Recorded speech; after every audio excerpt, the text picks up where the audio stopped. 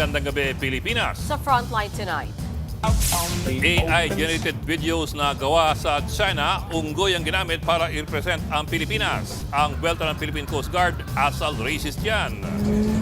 Ombudsman na ang nagsabi, naging investigasyon noon sa umano'y anomalya sa 29 SEA Games sisilipin. Hindi ba yan double jeopardy? Mga motor taxi rider natatakot na raw tumanggap ng booking sa mga lugar na hindi matao. Kasunod po yan ang kapwa nila rider na pinatay ng pasahero. At may higit 7 milyong pamilya maaambunan na raw ng 2,000 pisong ayuda simula sa susunod na linggo. Bukod pa dyan, meron ding fuel subsidy sa gitna ng nakaambang taas presyo sa petrolyo. Pumalag ang pamahalaan ng tilang opisyal sa AI-generated video ng state media ng China. Ginawa kasing unggoy dyan ang karakter ng isang Pilipino. Sa nasabing video, kinwestiyon ng China ang pagkapanalo ng Pilipinas sa International Arbitral Tribunal. Nakasuot ng barong Tagalog at nakasalakot ang karakter ng unggoy na nasa video. Kontrolado daw siya ng mga karakter na kumakatawan sa Japan at Amerika na parehong kaalyado ng Pilipinas. Ang unggoy, binomba ng tubig tulad ng ginagawa ng China sa mga barko ng Pilipinas sa West Philippine Sea. Nilabas ang video bagong pagdiriwang sa ika-10 taong anibersaryo ng 2016 Arbitral Award kung saan binasura ang 9-dash line claim ng China. Agad naman pumalag sa video ang DFA sa anilay pangmamalabis ng China Daily. Hindi raw ito lehitimong diskurso kundi mapangutya, mapanghamak at racist. Kahit daw may hindi pagkakasunduan ng Pilipinas at China, hindi raw katanggap-tanggap ang paggamit ng mapanirang imahe. Hiniling din ng DFA na burahin ang video. Buwelta naman ni PCG spokesperson for the West Philippines, CJ Tariela, hindi katanggap-tanggap ang ganitong pangahamak sa mga Pilipino. Pakinggan natin ang pahayag ni Tariela. This is a racist behavior ng People's Republic of China. But para sabihin unggoy tayong lahat, this is unforgivable at hindi dapat ito palagpasin. Ang sinisira ng China sa ganitong mga gawain nila is not actually the Philippines image, no? But their own image. I don't think na makakatulong ito sa kanila para makakuha ng suporta ng ibang bansa. No? Sabi naman ni Defense Secretary Gibo Chodoro, pinapakita raw ng video ang kahinaan ng China na gumagamit ng racism, pagbabanta at pag-uudyok ng galit dahil bigo itong depensahan ang posisyon sa South China Sea. Hindi rin nagustuhan maging ng ilang senador ang anilay mapanglait at mapangutyang video ng China Daily. Ayon kay Senate President Win Gatchalian, hindi pwedeng gamitin ng freedom of expression para kutyain ng mga Pilipino. Wala raw puwang sa lipunan ang racism. Ang sabi naman ni Senator Mig Zubiri, hindi bababa ang Pilipinas sa level ng China at hindi rin gagante sa anyay pang-uudyok. Tanong naman ni Senator Ping Lacson kung unggoy ang turing nila sa mga Pilipino, ano raw ang China kung pag-uugali at karakter ang batayan. Tingin naman ni Senator Kiko Pangilinan, dapat mag-sorry ang China Daily dahil sa video. Nakiisa rin si Senator Robin Padilla na hindi katanggap-tanggap ang video ng China Daily. Madalas sa tawaging pro-China si Padilla ng mga kritiko dahil sa tila pagiging malambot niya sa China. Pero ngayon, sinabi ni Padilla na hindi katanggap-tanggap at nararapat lang kondinahin ang anyay mapanlait na pagkasalarawan sa mga Pilipino. Malamang napanood na rin po ninyo ang kontrobersyal na AI cartoon na nilabas ng China Daily. Isang unggoy na nakabarong at salakot, inuutusan lamang ng mga galamay ng US at ang Japan. At binansagan pang stupid monkey dahil hindi raw sumusunod sa script na binigay sa kanya. Ang talagang pinababasa raw na script ng US at Japan ay tungkol sa South China Sea Arbitration Award na nakuha ng Pilipinas noong pong taong 2016. Ang ending na water cannon ang unggoy ng isang barko na may mga marka na pamilyar po sa atin dahil ito po ay mga marka ng Chinese Coast Guard ships. Pero hindi lang pala yan ang nilabas ng China Daily sa ika-10 anibersaryo ng Arbitral Award. Ito pa po ang isa. Ang isa pang nakabarong, may bander ng Pilipinas sa dibdib pero naka-makeup na parang payaso, lumulutang sa butas-butas na bangkang papel na gawa sa mga tiniklop na dokumento ng Arbitration Award. Ito naman, isang Pilipino sa lumulubog na bangka, nilalagyan ng mga marker ang lahat na lang ng makita, pati mga hayop sa dagat. Kung titingnan po ninyo, parang talagang maanghang itong mga birada ng China Daily. Lagyan lang po natin ng konteksto kung ano ba itong China Daily. Ito po kasing China Daily ay hindi po pangkaraniwang dyaryo. Ito po ang largest English language newspaper sa China. Tinatag noon pang 1981 at may print at online publications. Ang global print circulation daw nito ay nasa 700,000 per day. Pero ayon sa pahayagan, pag pinagsama-sama ang print, online at mobile platforms, aabot daw ang combined multimedia readership sa 350 million. Ang mga nakita po ninyong cartoons kanina ay pinapublish po doon sa social media accounts ng China Daily. Pero higit sa lahat, ang China Daily ay hindi po privately owned media. Ito po ay pag-aari ng China Daily Group, isang media organization na pag-aari ng gobyerno ng China. Sa totoo lang, hindi naman po kakaiba ang state-owned media sa ibang mga bansa. Kahit man po tayo ay meron yan. Ang China Daily po, malinaw na malinaw ang kanyang misyon. Ito po ang external communications arm ng Chinese government at ng Chinese Communist Party. Katunayan, ito ay nasa ilalim po ng publicity department ng Chinese Communist Party. Kaya yung mga editorial policy nito ay sumusunod sa mga direktiba ng CCP. At ang papel nito ay ang pagbigay ng perspektiba at pananaw ng Chinese Communist Party sa mga international audience. Katunayan, Pebrero 2016, nang bisitahin ni Chinese President Xi Jinping ang ilang Chinese media outlets, ito po ang kanyang sinabi. Party media must bear the surname of the party. Ibig pong sabihin, ang mga Chinese journalists na nagtatrabaho sa Chinese state media, merong absolute loyalty dapat sa Chinese Communist Party. Katunayan, taong 2020, dinesignate ng US State Department ang China Daily Distribution Corporation bilang isa pong foreign mission. Ibig sabihin, tinuturing ito ng US na kontrolado ng isang banyagang gobyerno. Di lamang po yun. Noong taon din na yun, ni-require ng US DOJ ang mga distributors ng China Daily sa US na mag-register sa ilalim po ng Foreign Agents Registration Act. Dahil ang trabaho daw nila ay mag-disseminate ng impormasyon sa ngalan po ng ibang bansa. Ngayon, ang sabi nga po natin, hindi lang naman ang China Daily ang ganyan ang patakaran. Maraming ibang tatawag na media outlet na kung tawagin ay propaganda mouthpiece ng kanilang mga pamahalaan.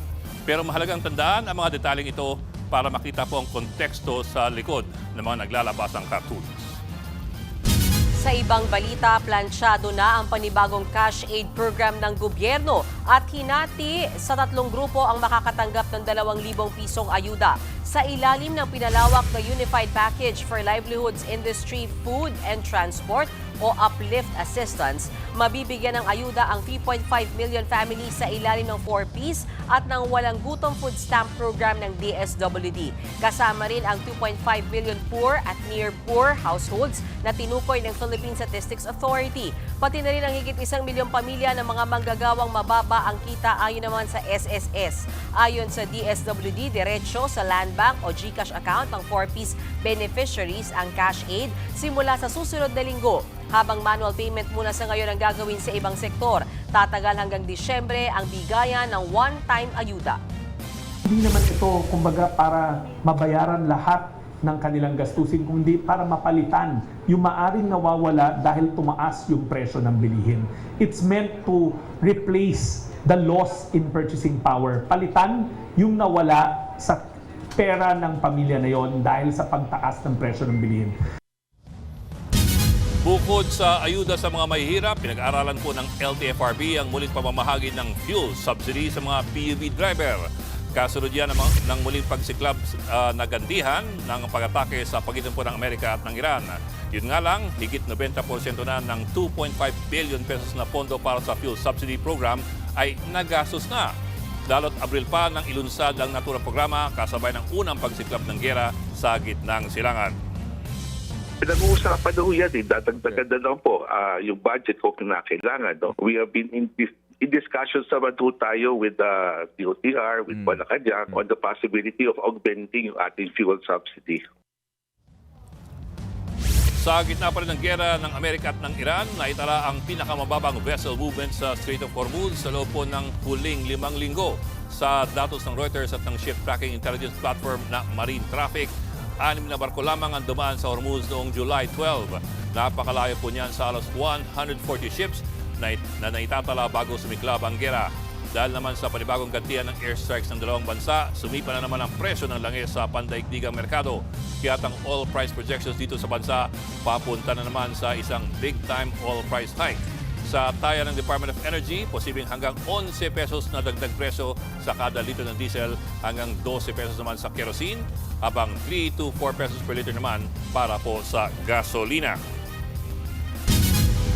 Nakaburol na ang rider na hinold up at nasawi matapos saksakin ng ice pick ng kanyang pasahero sa Caloocan. Nakiramay sa naulilang pamilya sa Quezon City ang ilang kapwa rider, pero kasabay nito ang lumalawak na diskurso tungkol sa kaligtasan ng mga motor taxi riders. Nakipagpulong si One Rider Party List Congressman Rog Gutierrez sa mga kinatawan ng motorcycle taxi apps. Nagkasundo sila sa mga pulisiyang dapat ipatupad at ilapit sa LTFRB para maiwasan ng krimen sa kalsada. Ilan sa mga nakita nila ay ang pagiging mandatory at mas pagpapaigting ng verification process para sa pagre-rehistro ng mga pasahero. Kailangan merong valid government ID sa pagre-register bilang isang pasahero. Pwede rin daw magkaroon ng database ng mga pasaherong may record na ng krimen. Pakinggan po natin ang pahayag ng kinatawan ng One Rider Party List. Hindi po sapat yung nandun lang po lamang po yung name and number. Alam naman po natin, although meron tayong SIM card law, minsan madali lang pong, it's very easy to circumvent it. So sa tingin po namin, at the very least, mandatory po dapat magkaroon ng verification. Hindi lamang ng name and number, kundi yung valid government ID po. Kabilang din sa tinitignang hakbang ay ang pagdagdag ng safety feature sa mismong booking app ng mga rider. Halimbawa ay ang paglalagay ng SOS button sa oras na makaramdam ng banta mula sa pasahero ang rider. Pinaigting na rin ng PNP ang seguridad para sa MC taxi riders. Narito ang pahayag ng PNP. Pinalakas na natin ang koordinasyon natin sa mga, ang tawag dito, motorcycle taxi apps or yung ride-hailing apps. Rest assured na lahat po ng ating dagdag na patrolya at dagdag na pagbabantay, lalo na sa 10 oras ng gabi, ay ginagawa na po ng inyong kapulisan. Bumuhos naman ang pagkiramay para sa nasawing motor taxi rider na si Fabio Norberte mula sa mga kapwa niya rider. Ang isa sa kanila, hindi maiwasan ang galit sa sinapit ng biktima. Hindi rin makatarungan ang nangyari. Matapos ang insidente, marami na rin daw rider ang nangangamba ngayon para sa kanilang kaligtasan. Pakinggan po natin ang kanilang saloobin. Yung pagyayaring ganito na sa aming mga riders, nakakalungkot, yung parang nakakadismaya na wala kaming secured pag bumabiyahe ng gabi. Kasi wala namang kwentang tao yung gagawang ganyan eh. Ang ilang rider naglalagay na ng mensahe sa mga pasahero dahil sa takot, gaya ng isang ito na nagprint ng picture ng kanyang pamilya at may mensahe sa kawatan na ibibigay naman ng lahat, huwag lang siyang sasaktan. Ang ilang rider nga nagdadalawang isip na sa pagtanggap ng pasahero. Ang ibang rider madalas ng araw nagka-cancel ng booking. Narito ang ilan pa sa kanilang mga sentimiento. Dati kasi parang ang ano pa ng biyahe, makakabiyahe ka pa madaling araw kasi karamihan talaga malakas kita pag madaling araw. Kaso nga lang, di natin mano na doon yung risk na ngayon nga, delikado kasi sunod-sunod na may nababalitaan na kasama namin. Although ang problema dun sa proposal na kailangan ng government ID bago ka makapag-book bilang isang customer, makakapag-book ka lamang pag gamit mo, I suppose, yung cellphone na may SIM card. Yeah. Pero for you to get a SIM card, kailangan mo i-register, kailangan mo ng government ID. Correct. So in other words, meron ng government ID yung kung sino man ang Correct. mag-book. Kung sino man, yeah, true. And ako, may nakita kasi ako na parang sinasabi tumawag daw sa hotline kapag nafe-feel niya na may threat. Pero mahirap kasi yun kapag nakasakay na sa'yo eh. Paano ka pa matatawag? Siguro maganda yun. Nasa likod mo pa. Exactly. Pero so parang yung kaninang nabasa natin maganda yun. I think yung SOS button kung paano gagawin. I guess in-app yan eh. Kung paano baka magawa ng paraan. At least yun man lang. Para hindi naman masyadong halatang-halata na tumatawag ka sa pulis na yung nasa likod mo. Feeling mo papatayin ka. Parang mahirap naman yun. Then, saka pag tumawag ka sa pulis habang nasa likod mo yun, Baka napaaga lalo. re-rectahan ka talaga. Oo, diba? But you know, ang hirap din talagang i-secure nung, di ba, parang paano ka nga ba talaga makakasiguro, Bok, sa sinakay mo? Hindi ka naman pwedeng judgmental ka lang no, mukhang kriminal to. Kasi, di ba, kahit sa mga, yung mga sumasakay sa taxi nung uso yung mga ganyan, di ba, madalas nga daw, magaganda, pogi, pata sila pala yung mga ano. Oo, mali mo, si Johnny biglang Nadamay pa si Johnny. Pero diba, paano ba? I-judge ko lang pa na, mukhang ano to, mukhang masamang tao, hindi ko na tinasakay. Hirap din naman. Oh, yeah, that's true. You cannot really judge a book by its cover. Nauuwi sa dasal-dasal na lang. Paano bang magiging safe? Mas simple yan pag nakainom. Yeah. Pwede bang ganun? Huwag magsakay ng But even nakainom. then, kahit nakainom, it's not a guarantee na they're up to something bad. Bad. Yeah. Minsan mas kailangan nga nila ng ride kasi nakainom sila. Kaya ayaw nila magmaneho. Correct. Oo. So therefore, wala tayong solusyon. Ayun lang. Okay. Ang hirap. Okay.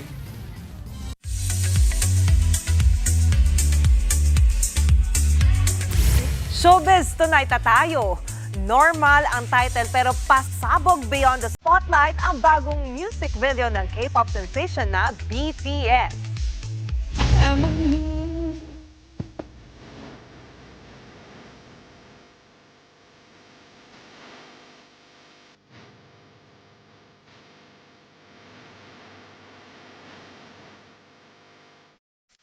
Nirelease yan today sa official Spotify ng BTS.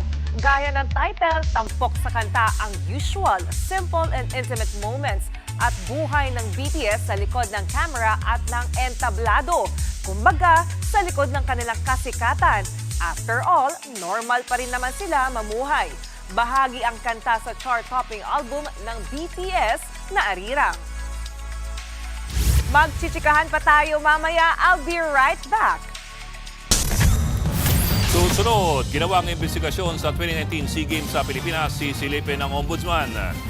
At ika-4 na suspect sa pagpatay sa marine biologist sa Negros Oriental sumuko na. Pero may pang-5 pa raw na suspect. Magbabalik pa ang Frontline Tonight.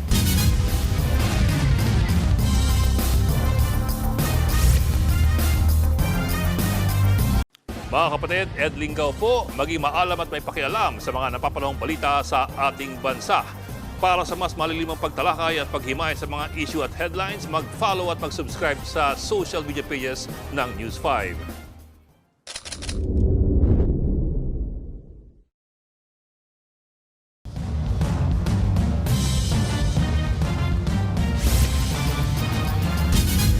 Sisilipin na rin ng Ombudsman ang ginawang investigasyon noon sa 2019 SEA Games hosting ng Pilipinas. Ayon kay Ombudsman Boyeng Rimulya, titignan nila ang mga posibleng paglabag sa batas na nangyari dito. Bagamat naunang nabasura ang reklamo noong 2021, ginit ng Ombudsman na hindi raw matuturing na double jeopardy ang kanilang gagawin. Kaya naman pinakukuha na raw ni Rimulya ang file nila dito para muling pag-aralan. Natong sinabi ni Ombudsman Rimulya. Pag-aaralan muna namin yung ginawa ng office dati noong 2021 kasi walang double jeopardy yan, wala naman na charge nun eh. So, titignan namin.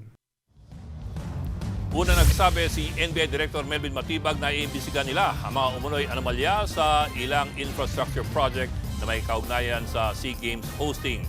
Kabilang ang sports complex sa Tarlac at ang higanteng cauldron na nagsilbing ceremonial torch. Sa gitna niya ni tinanggi ni Rimulya na pinag-iinitan niya ang mga miyembro ng Senate Minority Bloc. Tugon yan sa naging pahayag ni Minority Leader Alan Peter Cayetano na tila pananakot sa kanya bilang Senator Judge ang muling pagbubukas ng investigasyon sa 2019 SEA Games. Si Cayetano ang namuno noon sa SEA Games Organizing Committee habang nakakulong ngayon at hindi nakakalahok sa impeachment trial sina Senators Chinggoy Estrada at Rodante Marcoleta. Narito muli ang pahayag ng Ombudsman. No such thing.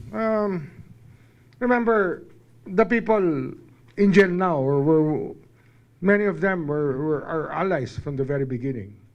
That's the way it is. Lahat naman tinatamaan dito eh. Wala namang sinisino to eh. Kaugnay po niyan, patatawag ng NBI ang ilang dating miyembro ng Philippine Southeast Asian Games Organizing Committee. Ang mga personalidad na ipapasapina ay base sa mga nakuhang dokumento ng NBI mula sa Securities and Exchange Commission or SEC para ito sa gagawing fact-finding probe ng NBI.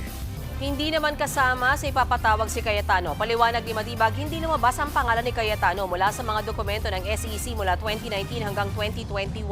Kaya nagtataka raw siya kung bakit pumapalag ang senador ng mabanggitang investigasyon sa SEA Games. Narito ang pahayag ni NBI Director Matibag.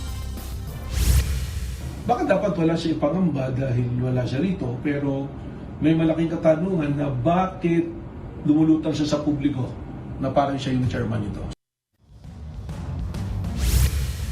You know, what's interesting about that, kasi we talked to Matibag kanina dun sa Storycon, the talk show that we have on Signal One TV, News. One News. Ang sabi ni Matibag, dun sa General Information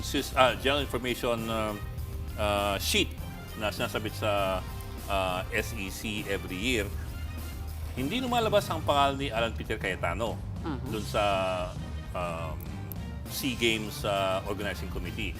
So there is no reason daw for Cayetano to react kasi he was not being referred to daw when they talked about investigating the organizing committee. Kasi that's medyo yun ang hindi klaro kasi sabi ni Matibag, si Cayetano officially was never a chairman. According to the SEC documents. Okay. So if that is the case, bakit daw siya pumapalag? But he functioned as chairman of the organizing committee. That's what we all know, and that's what we all Yeah, heard. oo, Pero nowhere in the paperwork daw is he the chairman. At least the paperwork that they have. Okay. So ang sabi ng Matibag kanina, wala kaming dahilan para tutukan siya. At this point, Dalhin ko lang konti ito sa impeachment sa Lunes, kasi yun yung ina-expect natin na baka mainit dahil nga for sure, hindi pa lalagpasin nila Senator Alan Cayetano to. I mean, safe to assume na sasabihin niya yan sa harap ni NBI Director Matibag. Pero kung yan ang sasabihin ni Matibag, edi tapos na ang usapan. Kung hindi naman pala siya yung iniimbestigahan, I guess. Well, Diba? that was as of this Hopefully, afternoon. that's enough to diba? Yeah. To appease.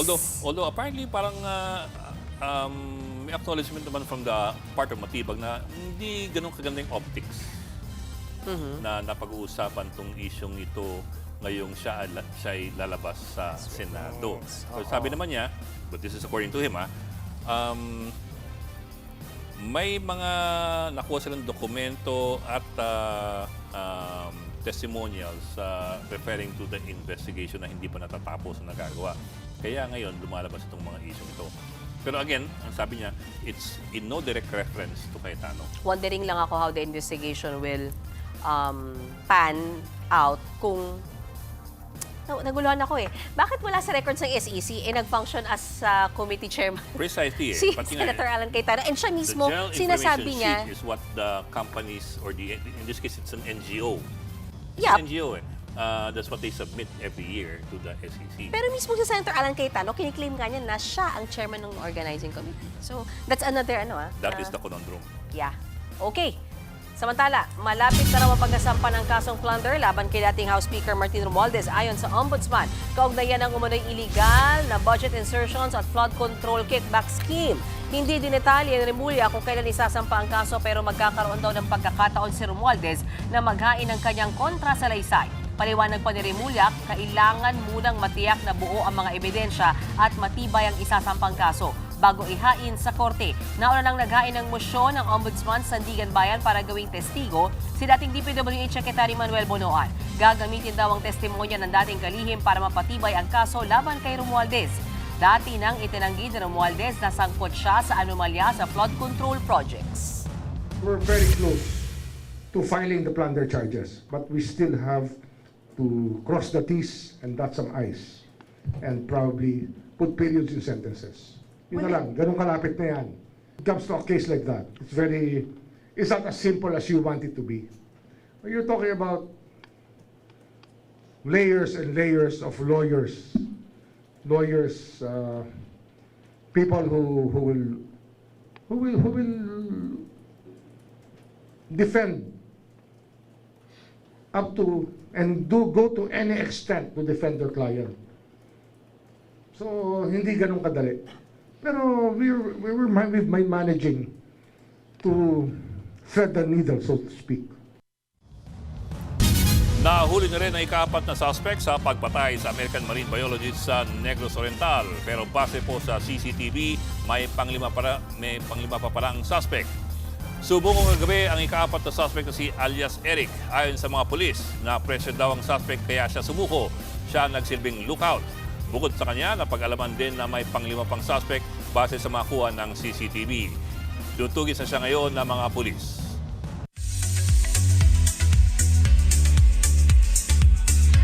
Nagsama in one frame ang film singer na si Bruno Mars at ang NBA legend na si Michael Jordan. Ibinahagi ng singer ang larawang yan sa kanyang Instagram account. May caption pa na backstage in Milan with the GOAT. Kabilang si Michael sa mga nanood ng concert ni Bruno sa Italy. Ongoing ang The Romantic Tour ni Bruno na magtatapos sa January next year. May stop siya sa Amerika, Europe, Canada at Mexico. Susunod, Diana Guerrero, Bretman Rock at Valkyrie ang mga kauna-unahang Pinoy na napasama sa 100 Most Influential Creators ng Time Magazine. At grade 5 students sa Ormoc City, Salete, agaw atensyon ang national costume na gawa ng kanyang tiyuhin. Tutok lang mga kapatid dito sa Frontline Tonight.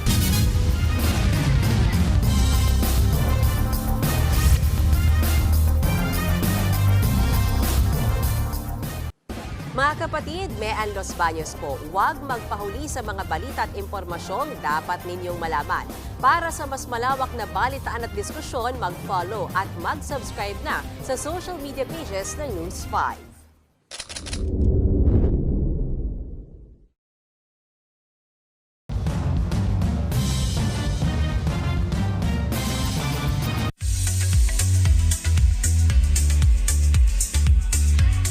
Inspired sina Maha Salvador at James Reid sa kanilang pagbabalik sa primetime para sa Someone Someday.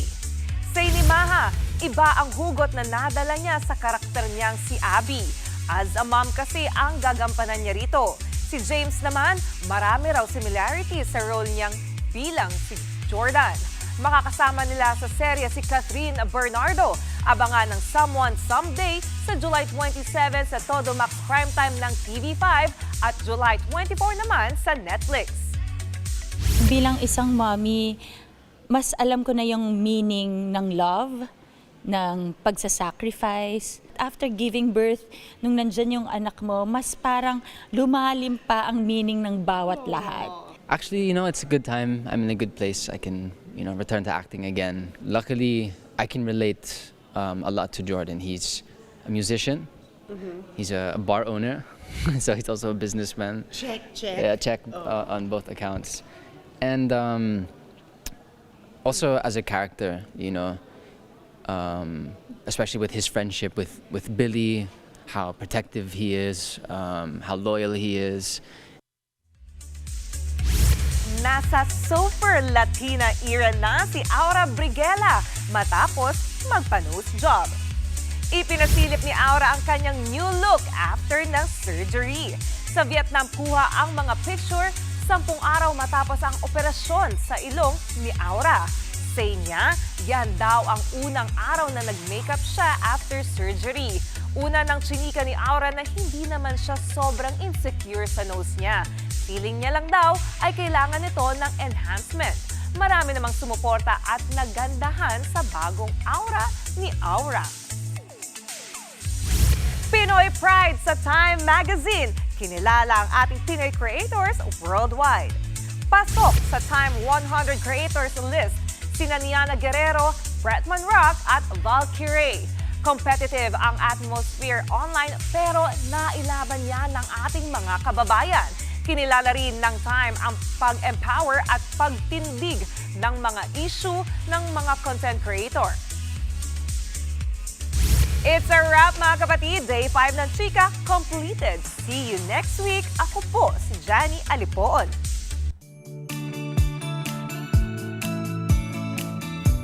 At para sa ating pabawang pampagood night, bumida ang isang grade 5 student sa Buwan ng Wika sa Ormoc City, Salete. Agaw atensyon ang kanyang national costume na gawa ng kanyang tito.